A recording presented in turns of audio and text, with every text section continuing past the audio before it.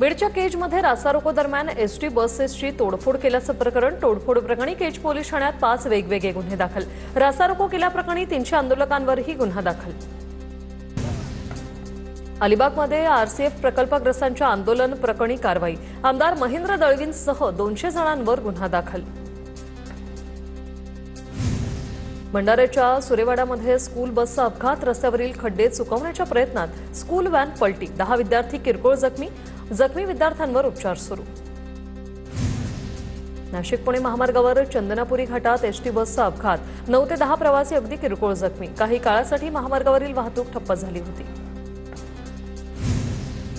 भंडाऱ्याच्या लाखनी तालुक्यातील पिंपळगाव परिसरात 2 शिवशाही बसचा अपघात. नागपूरहून साकोलीकडे जाणाऱ्या शिवशाही बसचा अपघात. सुदैवाने कोणतीही जीवितहानी नाही.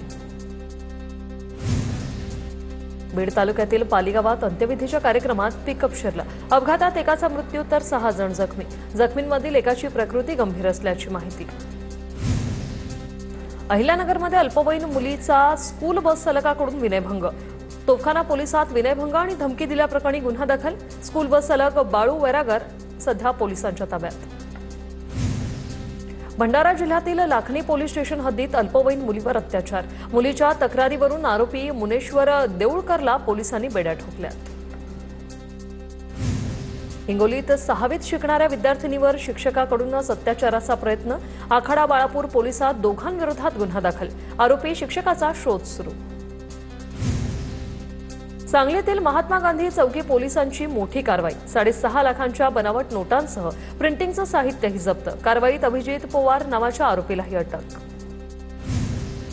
चंद्रपुरात 14,000 किलो भेसळ खाद्यतेलाचा साठा जप्त. विविध ब्रँडच्या रिफाइंड सोयाबीन तेलाचे 5 नमुने घेतले. ऐन दिवाळीच्या काळात अन्न आणि औषध प्रशासनाची कारवाई. संख्येने अनुयायी मिरवणुकीत सहभागी. मिरवणुकीनंतर दीक्षाभूमीवर सामूहिक बुद्धवंदना. पुण्यातील भोर नगरपालिकेची प्लास्टिक विरोधात मोहीम. प्लास्टिकचा वापर करून कापडी पिशव्या वापराव्या. प्लास्टिकचा वापर टाळावा आणि कापडी पिशव्या वापराव्या. पालिकेचं नागरिकांना आवाहन. परभणीच्या पोढा शहरात पाईपलाईन फुटल्यानं लाखो लिटर पाण्याची नासाडी. TV9नं बातमी दाखवल्यानंतर पालिकेकडून पाईपलाईन दुरुस्तीचं काम सुरू.